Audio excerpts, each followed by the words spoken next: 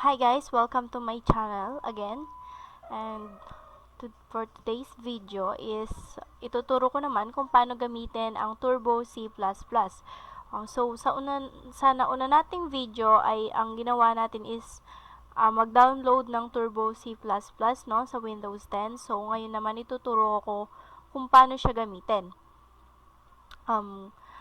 Itong content na to is kaya ko siya na-content kasi kailangan ko siya sa first activity ko for first year college, no, IT course. So let's start, no. Ayan, open lang natin yung Turbo C++.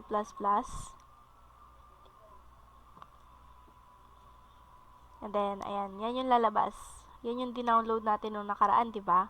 So start Turbo C++. Ayan. At before that, kung bago ka pa lang sa channel ko, please subscribe and click the notification bell for more upcoming videos. Thank you. And then, now, let's start. So, inopen ko lang naman yung yung Turbo C++, and then, start Turbo C++. Oops, kadami ka agad. So, alisin lang natin to. Wala. Ayan. Mag-new tayo. Ayan, new. Ang unang, ayan, just watch the video, no, kung paano siya gawin. Ito, ang gagawin ko is yung activity ko, no, for my activity. So, hashtag include studio.h. Next is hashtag include again. Conayo.h. And then void main, open and close parenthesis, and then yung curly, ayan, open and close parenthesis na kaagad, and then space, and then enter, okay? So, ayan, ipupunta nyo lang dyan. Pupunta nyo lang dito, and then enter again, and then tab. Type CLR, open and close parenthesis, and then colon, and then enter again. Print F, open and close parenthesis, and then punta kayo dito. Ayan, ipunta nyo yan dyan. And then space sa loob. Yan, yung sign na yan. And then, para maayos na, no, ilalagay ko na rin yung pang-space, okay? /n/t, colon, and then yung mga kailangan ilagay. Name, age, student ID, and yung course. Okay. Siyempre, first muna is yung name. Oops, wait lang. Okay, ayan. Okay, Renalyn Alejo de Villar. And then yung sign. Oops, yung sign na ganyan. And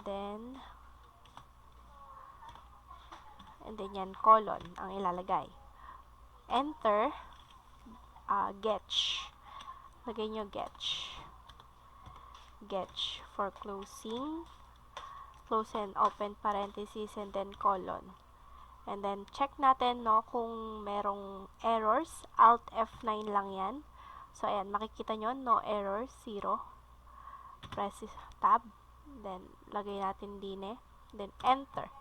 And then, ilalagay ko na yung mga kailangan ko pa, no. Print F lang lagi. Print F. Ayan. Sundan nyo lang yung, /n/t, colon. Student ID.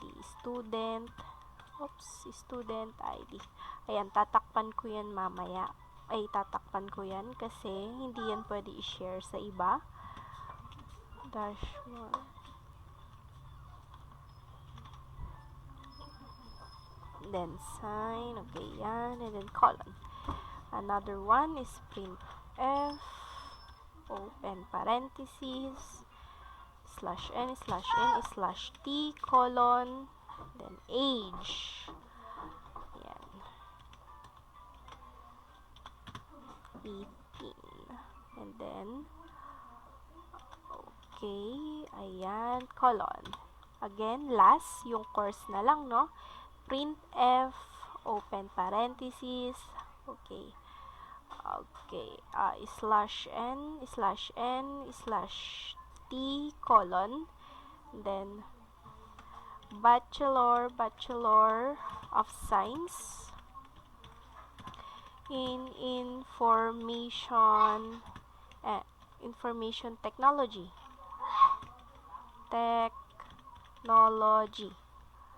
or BSIT, and then sign, and then yan, and then colon. Nice. And then let's check it out. Ayan na. So Alt F9, 0 errors. Okay, press lang natin ang any key, and then screenshot for the activity. Windows Alt print screen. Ulit. Okay, print screen. Okay. And then, ayun, i-compile. Yung compile, yun nga yung Alt F9, no? Yun yung, titignan nyo kung nagka-error ba siya, kung may error ba siya. So, as of now, wala naman tayong error na nakita. So, pwede na natin siyang i-run or i-print. So, run, Control F9. Control F9. So, ayan. O, diba?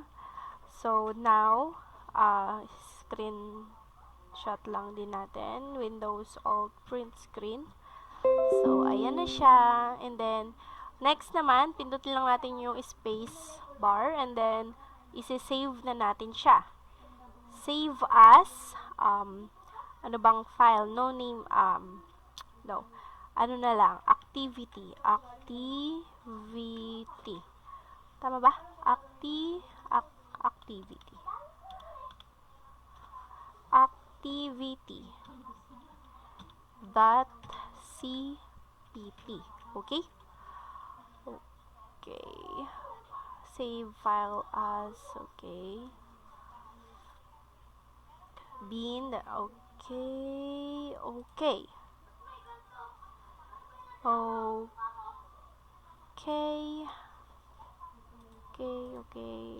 Okay.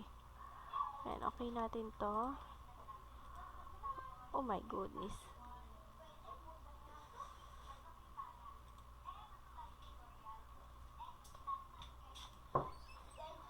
So, sabihin natin siya ilalagay, no? Kaya projects na.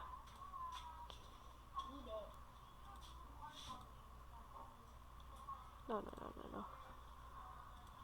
Sa projects.